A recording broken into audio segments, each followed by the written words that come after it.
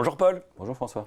Alors on est dans un contexte où la croissance tient, surtout aux États-Unis, où on a plutôt des bonnes nouvelles sur le front de l'inflation si on oublie la hausse du pétrole récente. C'est quand même encore assez incertain. Donc comment est-ce qu'on positionne nos allocations obligataires et sur la dette d'État spécifiquement aujourd'hui ?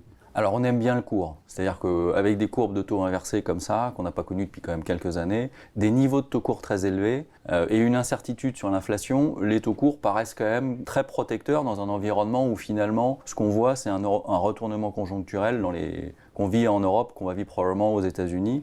Et d'une certaine manière, on n'a pas besoin d'être génial pour gagner de l'argent aujourd'hui sur le fixed income, il faut juste porter le risque et finalement attendre. On aime bien les taux réels aux États-Unis, notamment sur la partie longue, ça protège un petit peu de la versatilité de l'inflation. Bon, néanmoins, il y a quand même beaucoup de volatilité sur la partie longue et des sujets un peu de demande plus récurrentes, donc on préfère le court.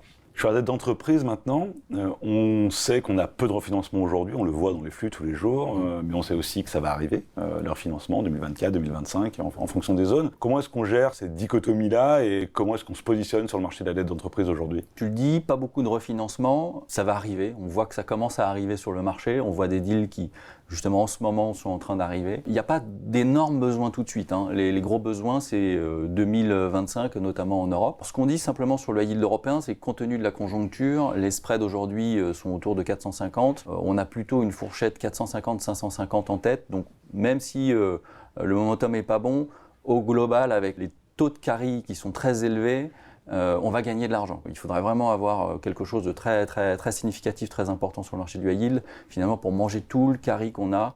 On préfère évidemment le high yield américain, au vu de la situation conjoncturelle, même si aux États-Unis les taux de défaut commencent un petit peu à remonter, on est toujours très bas en Europe. Aux États-Unis on est quand même en dessous encore des moyennes long terme, mais globalement on va voir une remontée des taux de défaut, mais c'est pas grave. On pense que ça va rester très sage encore de ce point de vue-là pour l'année à venir. Si on parle maintenant spécifiquement de la dette financière, on se rappelle de l'épisode très volatile du mois de mars, les banques régionales américaines, Crédit Suisse. On a un avis positif depuis le mois de juin sur la classe d'actifs. Est-ce qu'on conserve la même préférence pour les dettes financières européennes versus américaines au regard d'une réglementation qui est quand même un peu meilleure, un peu plus dure en Europe ? Oui, tout à fait.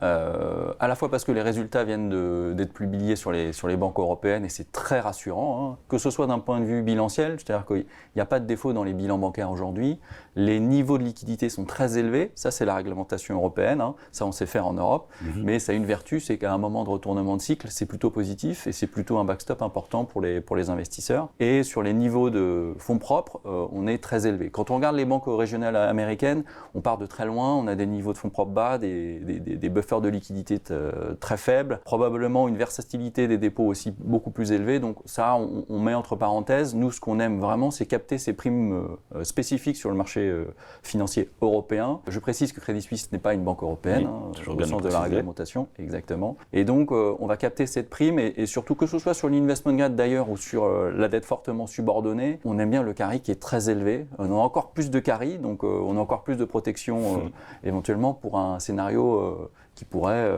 éventuellement être un peu plus dur d'un point de vue macroéconomique. Merci beaucoup Paul. Merci François.